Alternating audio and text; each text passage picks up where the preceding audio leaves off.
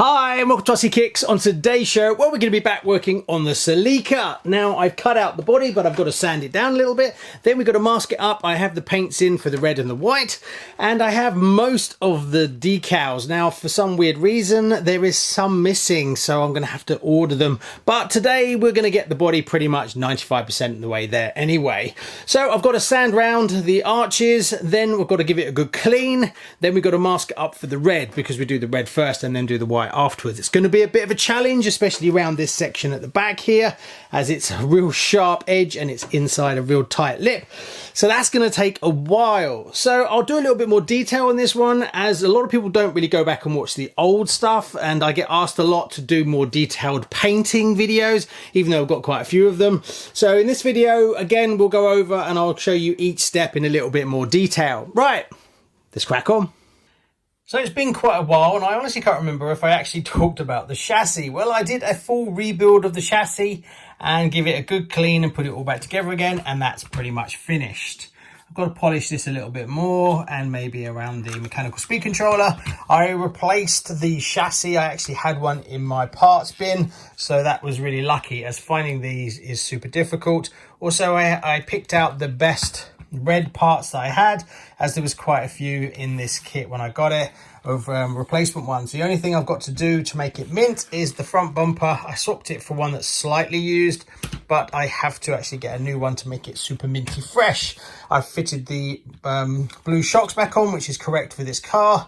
So that's all pretty much done. Put a torque tune motor in it as well, and it's all really nice. So nothing left to do on that one. I did a peroxide bath on the wheels, sorry, the rims, and they came out okay. They're a little bit off-white, but they are a lot better than the real cream look that they were before. So totally happy with the chassis. Just need to get this body done. Now, I actually cleaned up as best I could the original one, and it came out not too bad.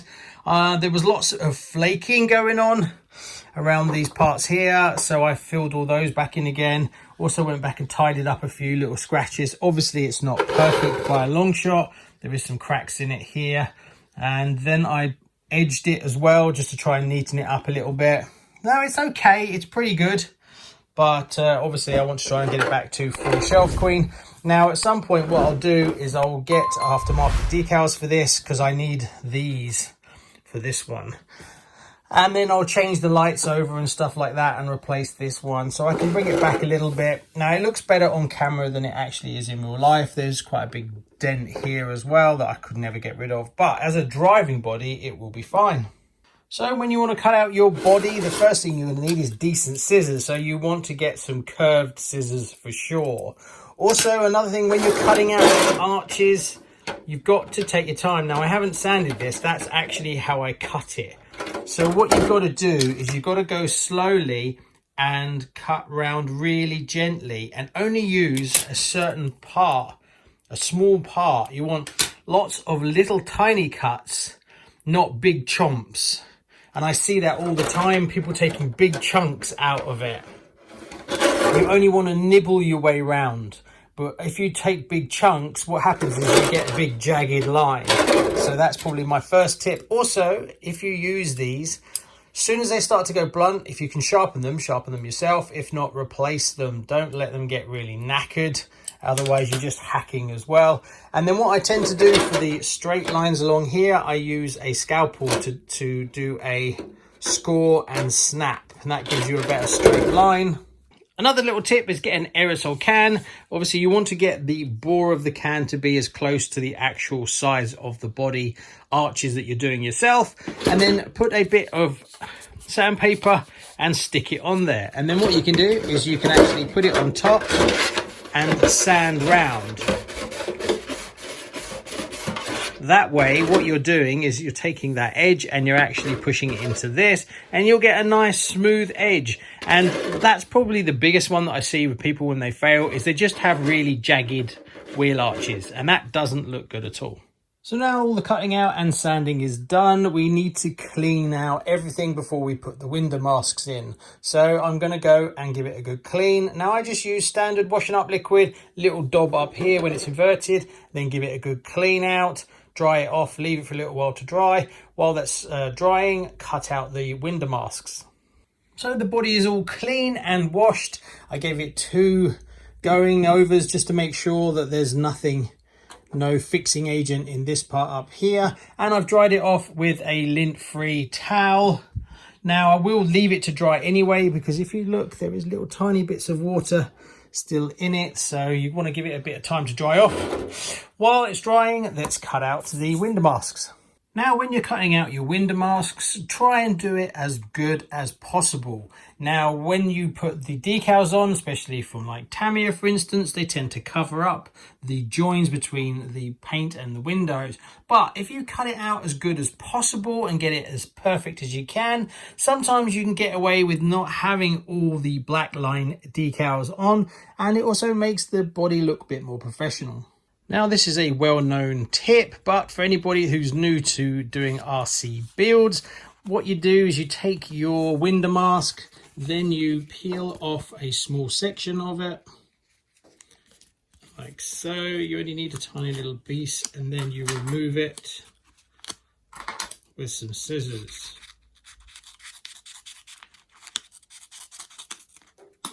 Okay. Then what you do is you bend it back a little bit. Then you take the window mask, you line it up in the window.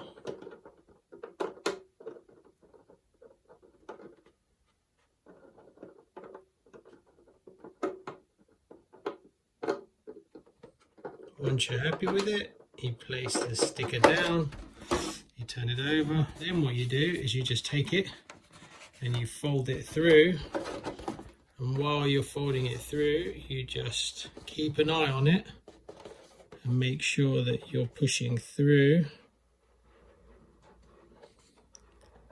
and you should end up with a nice, well-fitted, bubble-free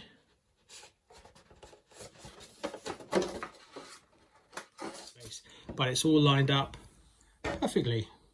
So now all the window masks are in, the next thing we need to do is mask off for the red paint.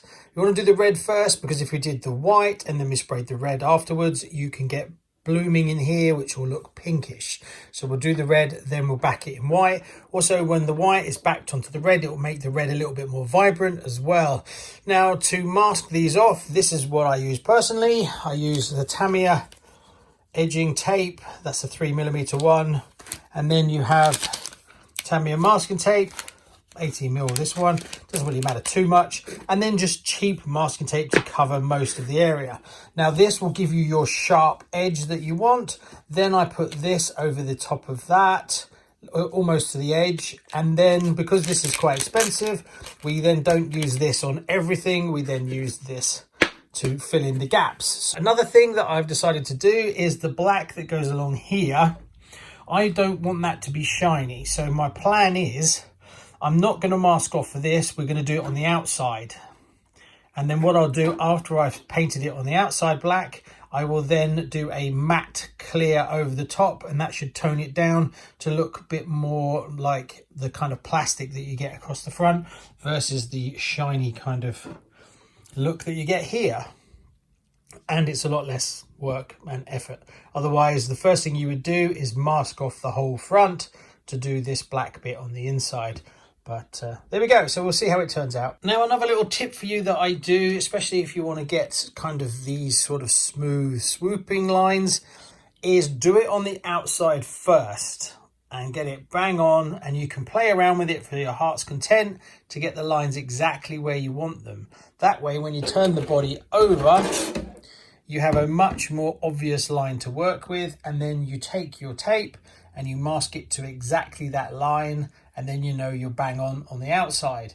And then you just take the tape off on the outside and reuse it on the other side to save a bit of tape. And there's the line underneath, and I've just removed all the top line, and I'm going to save that and use it again on the other side. Another little tip for you, if you look carefully, you can see all these little tiny parts here. That's air bubbles. So what you need to do is go around and make sure you remove all of those, because that will give you the sharp line. If you leave it, that's where paint gets in. And then if you look on the flatter stuff already, I don't know if you can see that, there is none. So go around and make sure you get rid of all that. That's the front done. We now have to turn our attentions to the roof. We have this line that goes across here and it kind of matches up with here. So we've got to do that next.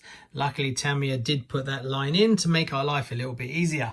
Then we turn our attention to the really difficult bit, the back. So to mask off the rear is a challenge. So I've done this on the outside. This is not on the inside yet. And this is very difficult because of the way it pans round and then dips back. I don't know if you can see that in the light. So that is a challenge. Now I'm hoping I can get access from the inside. So wish me luck. Now this is never going to be absolutely perfect, but I don't think I can get much better than that really. Wish me luck. Now I've got to turn it over and do the same on the inside. And there you go. After many hours, I've now masked it all off, so we're ready to paint. Yes, the back was a real challenge, but it's not perfect, but it's as good as I'm going to get it. It was a real faff to get that line in there, but hopefully it should be okay. I will edge it once I've finished it, but I want to use as thinner black edging as possible to make it look the best I can. Right, next we've got to do is paint it. Luckily, this is all the work you've got to do, because once it's all in red, all I've got to do is remove all the masking tape without taking the windows out and then blow the whole car in white. And then that is done. So the hard work is now done. So let's crack on. Wish me luck. So the red is now all down. I've just got to let it dry a little bit. It came out okay, no crazy issues, little tiny bit there, a little bit over here, nothing I can't clean up. Line across the top was fine. Around the side, not so bad. You get a little tiny bit here. This didn't come out too bad. It's a little bit wavy. Not much I can really do about that. A little bit of bleeding. Oops, sorry, a little bit of bleeding there. I'll have to take care of that. But apart from that, all the rest seems to be reasonably sharp. And then we've got to do is take it all off. Then we've got to clean up these little issues. Then we're going to paint it all white, and that will make the red pop a little bit more as well. And then after that, back it in silver. And then after that, back it in black. Then we've got to take the window masks out. And then after take the window masks out, we'll then tint the windows a little bit, but I only do a little bit because I want to put a driver cockpit in this at some point. The front came out really good. These are all nice and sharp, no issues with those at all. And when I paint in the white, hopefully they will need almost no edging. Where it's really difficult is a bit around here. This is where it gets really tough. It's not bad. I'm reasonably happy with it. Obviously I'm going to have to line it. It's not perfectly straight, but it's close enough that a very thin pin line should sort that out. This one down here is actually really difficult as well. It's not too bad, pretty good. There's a little tiny, don't know if you can see that there, there's a little tiny part that's not quite straight there. But apart from that, the rest of it's okay. But just a thin pin line should actually finish it all off. The roof came out fine as well. So all in all, I'll take that as a win. Next, we've got to paint it white. So after a good few hours of painting, the white is all done. I've also backed it in silver, and then I backed it in black. So it's fine. It came out okay in the end. No issues yet that I've had. Next, we've got to take the window masks out, and then we got to tint the windows. So let's take the window masks out. All in all, I think it came out pretty good. You don't know until you remove the protective film whether you got any ghosting or not, because obviously there's overspray. But you pray that it's on the outside and not in the paint. So far so good. I pushed on and put a few more coats of silver, and then I backed it in black. So all the underside is now done. So I turn my attention to the front. We have to do this section here. So what I'm going to do is I'm going to do it on the outside. So I've removed the protective film and then I've masked it off. This is actually really difficult. And this kind of sums up this body completely. Now it looks very simple, but what you're actually looking at is lots of gentle curves. So this isn't just dead straight. It curves at both ends. So of course you've got to curve it at both ends to try and be the same on both sides. The top curves here and here. So it might look very straight, and actually this one is kind of done straight across the top, but even the bottom does curve, which means it makes it much harder when you're masking it up, because you've got to take this into account. Also, my Tamiya masking is white, so white on white doesn't help to give you that look to see how dead straight you are, but we'll just have to go with it. So I've got to put a few layers of black down, then I'm going to put some matte clear on it, and then fingers crossed we can take the masking off and then remove it.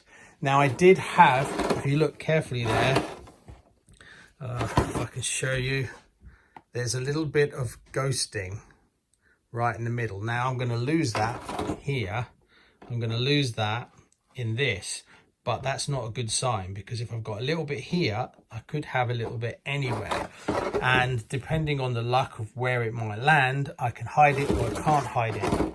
And that's always the challenge when you're doing white. White shows up everything. Now you before you couldn't see that until it was backed in white, and I didn't even see it until I removed the protective film. So it's a bit of a challenge. Anyway, let's carry on and paint this black. Right, so I put down 3 layers of black, and then I put 3 layers of matte on it. It still looks a little bit shiny, but once you take all the body off, you'll realise it is matte versus the shininess of the polycarbonate. So wish me luck. I've got to take this off, and I pray it's reasonably straight, because it's not the easiest thing to see when you're masking it up.